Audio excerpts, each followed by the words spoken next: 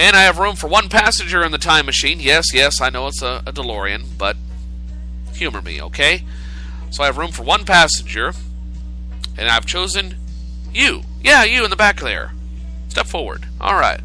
So open the car door, get in, I'll turn on the time circuits, and we'll go.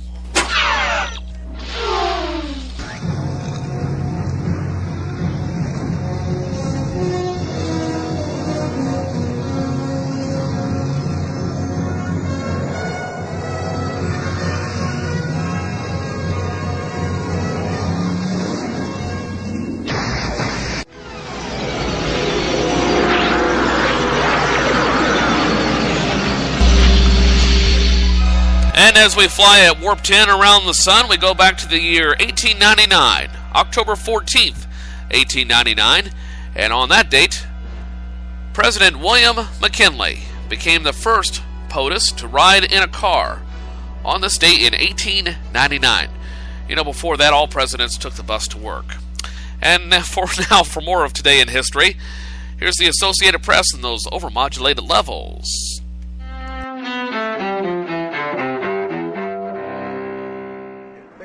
October 14th, 1947. The really big moment. Through the sound barrier.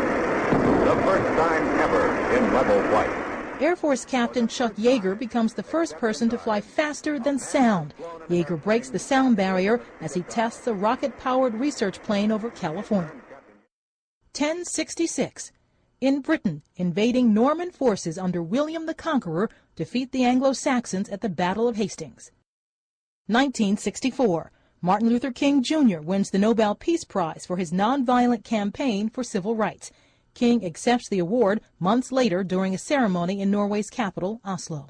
We are ready to suffer when necessary and even risk our lives in order to become witnesses to truth as we see it. 1912. In Milwaukee, Theodore Roosevelt, campaigning for a return to the White House, is shot in the chest. Despite the wound, the former president heads to a hospital only after he gives a scheduled speech. And 1977. I'm dreaming of a white Christmas. Bing Crosby, one of the most popular singers of the 20th century, dies near Madrid, Spain. Today in History, October 14th, Carlotta Bradley, The Associated Press.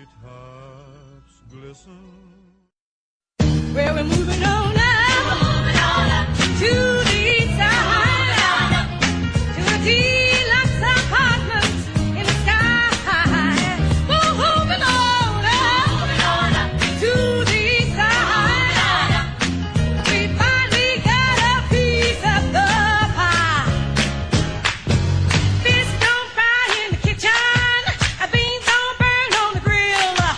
Took a whole lot of trying just to get up that hill. Now we're up in the big leagues, getting our turn at bat. As long as we live, it's you and me, baby. There ain't nothing wrong with that. We're moving on up to the side, to a deluxe apartment in the sky. We're moving on up to the side. We finally got a piece of the pie. Oh, I miss that show. Great sitcom from the late 70s, early 80s, The Jeffersons. And it seemed inappropriate to talk over it, but, you know, most of the principal actors in that show are dead now. I mean, we lost Willis's wife. I can't think of her name. I'm going to admit it to you right now. I had a crush on her when I was a kid. Of course, we lost Lizzie, and we lost George not too long ago. I can't think who else. Martha Gibbs, she's still alive. I think she's well into her 80s now. But fantastic show there from a long time ago. Well, still to come on this program, we'll have the CBS World News Roundup in a little bit, 8 p.m. Markets Midday Report in a little bit as well. Right now, though, it's time for Across Our Wide Missouri with Bob Britty. This is Across Our Wide Missouri with Bob Britty. Russell, Majors, and Waddell were the names behind the legendary Pony Express. The firm was bankrupt before it ever started operating the Pony, then lost several million in the venture. 2 of the partners died within a few years, broken men. The third lived into the 20th century and became somewhat revered. Like many who came west, William Bradford Waddell saw the chance to make a fortune. He ran away from home as a teenager, worked in the Galena, Illinois lead mines for a while, wound up in St. Louis working in a store. Missouri didn't claim him then. He went back to Kentucky, where his family lived, because a storekeeper would hire him. He became a storekeeper, married a rich man's daughter with a dowry of slaves, horses, sheep, a feather bed, and $1,500 cash. Waddell was 29 when he came back to Missouri to build a store on the waterfront in Lexington and begin carving a place in Missouri history. We'll tell his story in a minute. William Bradford Waddell joined the Baptist Church, and there needs to be a change in the way that you look at me, and the way we look at ourselves, in the way we look at all transgender people. The misunderstanding. The cruelty. The cruelty. The violence. The violence. Needs to end. Learn about who we are. Learn about who you are. And in the end, we may not look so different at all.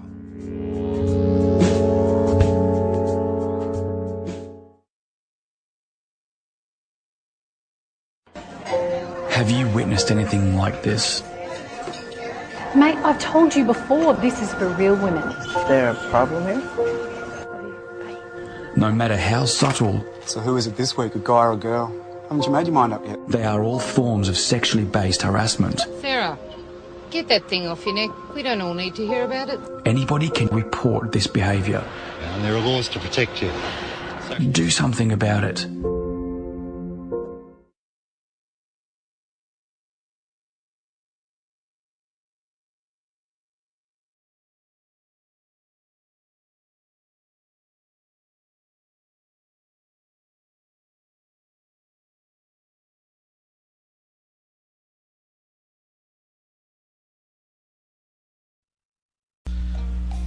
Hi friends, I had to step away for just a little bit. There's somebody at the front door, and I'll be right back. But in the meantime, here's Herb Albert and story in a minute. William Bradford Waddell joined the Baptist Church and met William Russell. In 1854, he and Russell organized the Lexington Mutual Fire and Marine Insurance Company. This was a year after he and Russell had contracted to take supplies to Fort Riley, Kansas. They didn't get the contract again in 1854, so they turned toward setting up wagon trains for the California trade. In the meantime, they'd negotiated to form a new firm in Westport with Alexander Majors. Their business in Lexington became known as Waddell, Russell and Company. In Jackson County, it was Majors and Russell. Waddell handled the local financial affairs. Russell often was in Washington lobbying for freight contracts. Majors was the operations advisor. Waddell and Majors finally joined Russell in a stage line that was already losing money. In the winter of 1858-59, after the three sent out their big wagons to supply the scattered frontier forts, the Mormons began to stir in Utah. The federal government ordered 2,500 men stationed at Leavenworth to go to Utah and stifle Brigham Young and his followers. Since Russell, Majors, and Waddell had the contract to supply the troops, they now found they had to supply this new, large, on-the-move army. There were now problems. All their wagons were already committed, but they still had to transport 3 million pounds of supplies.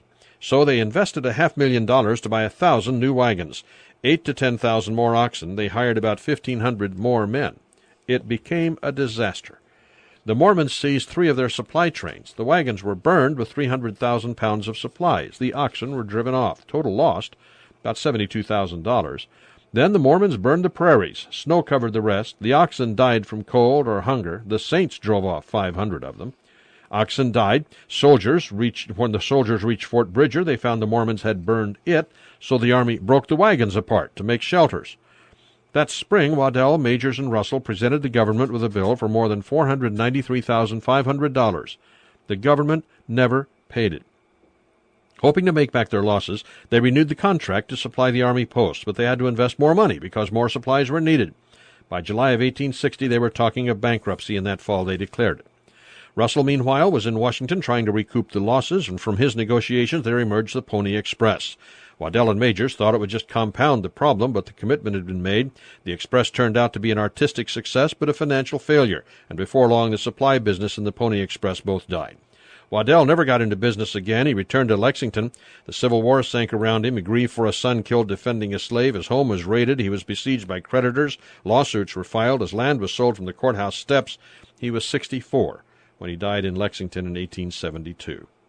His home in Lexington later became part of the Baptist Female College, but the college closed in 1916. And that turns out to be the unfortunate story behind one of the men who created one of the most romantic sagas in American history. It was far from that for William Bradford Waddell, born on this date, October 14th, 1807. Dear parents, much of what we learn in this world comes directly from you. Whatever your message is, it will become part of us forever. Please teach us to accept one another. Teach us to respect one another. Please do not fill our minds with hatred. Do not expose us to bigotry. Do not teach us to judge each other by race, religion, orientation, or the color of our skin. Teach us the concept of tolerance. Teach us to understand one another. Teach us to accept people of different cultures and persons with different beliefs than yours. Please help us to create a world where every man, woman, and child is treated equally. Dear parents, please don't teach us words of hate. We learn from you every moment. If you use a certain word which might be hurtful to others, we will repeat that word. Please don't show us acts of hate. If you act against people of different faiths, we will repeat your actions. Dear parents, we are your children, and we are relying on you to help us create a world where every person is tolerant of one another. Wall Street gets off to a weak start with the federal budget and the future of federal borrowing still unresolved. Wake up to the day's top business headlines. Subscribe to the Marketplace Morning Report podcast. It's on iTunes and marketplace.org/podcasts. From 8 p.m. in New York, I'm David Brancaccio with the Marketplace Midday Update. It is an odd day for financial markets with the bond market closed for Columbus Day, but the stock market opened on time and with no clear path toward reopening closed parts of the federal government or averting an impact with the federal debt ceiling. The mood started the day quite subdued. For a traffic report on the Washington gridlock, let's turn to Stan Collender, a former House and Senate Budget Committee staffer who writes about the federal budget even when the global financial system may not be at stake. Hello, Stan. Good morning, David. Good to talk with you. Yes, you've been of the mind that we will default this week. You seeing anything this morning that makes you feel maybe you were wrong? Well, first, I didn't say default. What I am saying is that I think there's a 50-50 chance that Congress won't increase the debt ceiling by the October 17th deadline that Treasury Secretary Jack Lew set. And so whether we default on the 17th or not is another question, but I'm not sure we're going to get the debt ceiling done. And no, there is nothing that's happened over the weekend that has changed my mind about this at all. If anything, things are in slightly worse place than they were at the end of last week. What about the argument that the U.S. has never actually defaulted before, therefore it can't happen this time? Well, that to me is the most ridiculous argument at all. Just because we haven't done it before doesn't mean the moon, the stars, and the planets aren't aligning so that it won't happen now. We've had a lot of instances of that over the years, in fact, black swan type events where housing prices that hadn't gone down in 40 or 50 years suddenly went down. Wall Street wouldn't do this type of analysis about a company's financials. They can't do it about the U.S., where politics rather than bottom line is important. What I'm hearing from you is you don't think this is just end-game brinksmanship that's going on. You're actually worried. I'm actually very worried, and I have a group of budget wonk friends who have been getting together once a month for 30 years. There's 700 years of experience around the table, and we all think it's possible. Stan Collender is a budget expert who also works for the public relations firm Corvus. He tweets from @TheBudgetGuy. Stan, thank you. My pleasure. Take care. The Nobel Prize for Economics today goes to Eugene Fama and Lars Peter Hansen of the University of Chicago and Robert Shiller of Yale. Their work is about predicting asset prices, houses, stocks, and so forth, not in 5 minutes or next week, but predicting them in the fullness of time. Here live is Marketplace's Nancy Marshall-Genzer. Good morning. Hey, David. So, Nancy, tell me about these three economists and their work. Well, all three have focused on the behavior and efficiency of markets. Fama's work led to index funds, which just follow the market. And he found that stock pricing doesn't really work, but that prices will react together to current events, and you can get a pretty good idea of how the market will behave in the long run. Hansen developed a tool to test for market predictability, but Robert Shiller says markets are irrational. Nariman Baravesh is chief economist at IHS. He told me a little more about Shiller's theory.